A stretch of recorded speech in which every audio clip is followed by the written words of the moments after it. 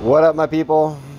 So I made a video a few weeks ago talking about the risk that I'm taking, the liability I'm putting on my name, and by suing MULN, and how that should motivate you guys to join me. First off, it's the best case retail has against market makers, insiders, and manipulation of dilution to prevent a stock squeeze. But if we take a look at the email that we received from MULN Automotive lawyers today in response to the cease and desist, it says, "Dear Mr. MULN, I write on behalf of our client MULN Automotive in response to the August 15th, 2022 letter sent on your behalf of your client Marcus Ray. The allegations made in your letter are categorically rejected. There was no malfeasance in connection with the July 26, 2022 vote. You and your client are misinformed at the outset. The voting percentages you reference are completely inaccurate. The vote in favor of MULN's proposal for potential issuance of Series D preferred stock was actually 86% of votes cast." See, there's a very specific language he put there, 86% of votes cast. But there was 488 million votes that could vote. Only 248 million votes approved the dilution. And so if you didn't vote, then your vote was effectively a no vote. Had they got 8 million less votes, even though they would have won the vote, 240 million to just 50 million no votes, it still would have been considered a no to dilution, because not more than 50% of all votes were voted yes on dilution. So when we claimed that there was 52% that approved the dilution, it was based off the effectual numbers, not the numbers of actual votes, but how the votes were all applied at the end of the day.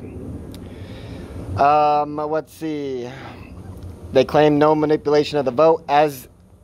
Then they attack my lawyer a little bit and says, as an attorney, you have an obligation to affirmatively investigate claims made by your client before asserting them. It appears that no such efforts were undertaken. Easily accessible public information readily establishes the frivolity of you and your client's premise that July 26, 2022 vote was suspect. It also appears that your client has been improperly attempting to manipulate the market for MULN stock for some time. Without providing an exhaustive list of his objectionable conduct, our preliminary review of your client's various YouTube videos and other public statements, which we hope you in fact reviewed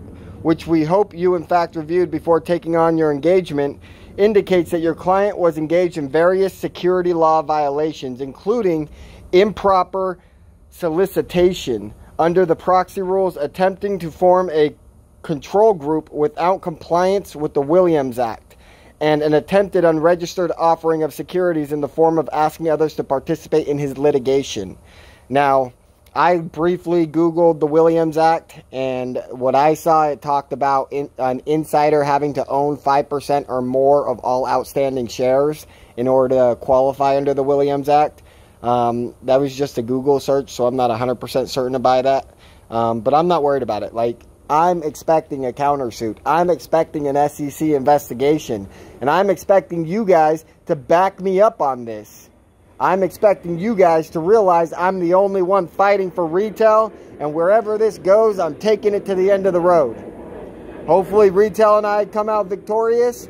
But, like, if I got to get nailed to the freaking cross, I'm about to get nailed to the cross. Like, I don't care.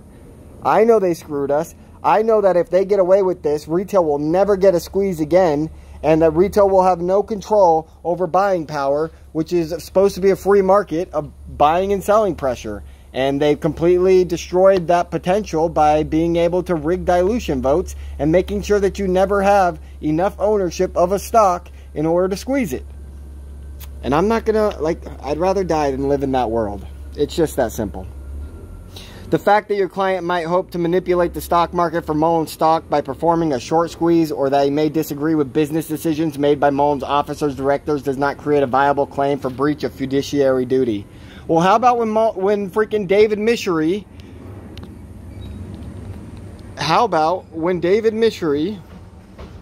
tweeted on February 27th, MULN short squeeze bomb waiting to explode. YouTube via YouTube, not financial advisor, but check this out, MULN Automotive. And anything they're claiming that I said in my videos is probably just the same of what he shared for in the YouTube video of somebody else. That guy saying long hold, squeeze potential, all this other bullcrap. He can say it and David Mishry can tweet his stuff, but I can't say it?